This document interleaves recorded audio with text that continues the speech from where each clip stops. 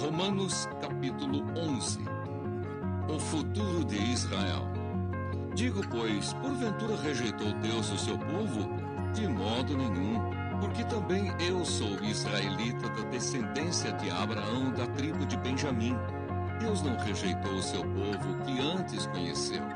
Ou não sabeis o que a Escritura diz de Elias, como fala a Deus contra Israel, dizendo: Senhor, mataram os teus profetas e derribaram os teus altares, e só eu fiquei, e buscam a minha alma? Mas que lhe diz a resposta divina?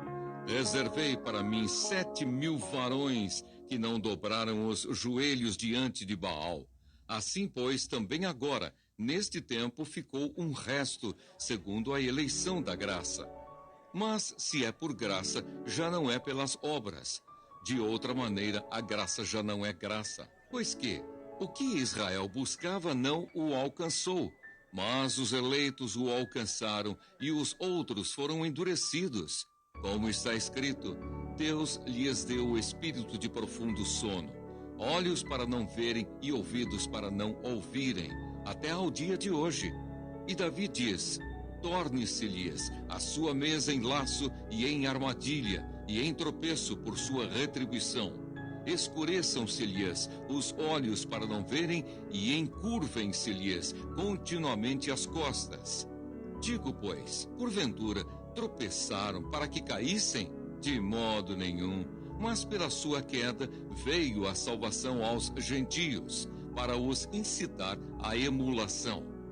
E se a sua queda é a riqueza do mundo e a sua diminuição a riqueza dos gentios, quanto mais a sua plenitude.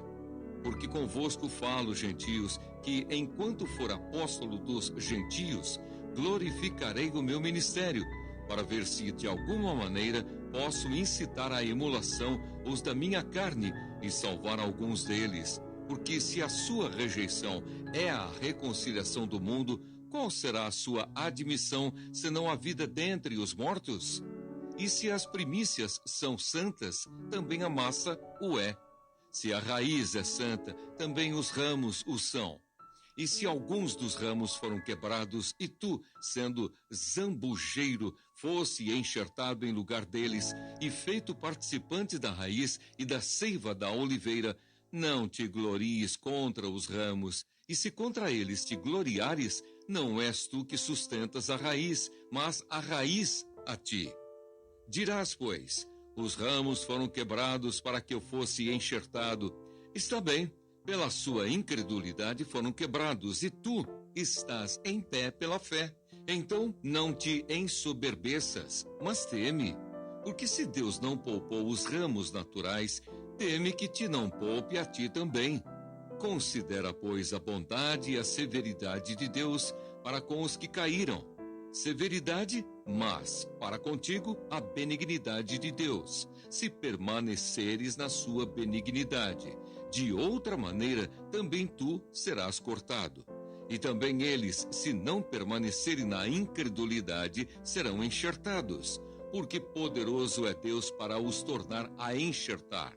Porque se tu foste cortado do natural zambujeiro e contra a natureza, enxertado na boa oliveira, quanto mais esses, que são naturais, serão enxertados na sua própria oliveira. Porque não quero, irmãos, que ignoreis este segredo, para que não presumais de vós mesmos, que o endurecimento veio em parte sobre Israel, até que a plenitude dos gentios haja entrado. E assim, todo Israel será salvo, como está escrito: de Sião virá o libertador, e desviará de Jacó as impiedades. E este será o meu concerto com eles, quando eu tirar os seus pecados. Assim que, quanto ao evangelho, são inimigos por causa de vós, mas quanto à eleição, amados por causa dos pais. Porque os dons e a vocação de Deus são sem arrependimento, porque assim como vós também antigamente fostes desobedientes a Deus, mas agora alcançastes misericórdia pela desobediência deles. Assim também estes agora foram desobedientes para também alcançarem misericórdia pela misericórdia a vós demonstrada. Porque Deus encerrou a todos debaixo da desobediência, para com todos usar de misericórdia. Hino de adoração.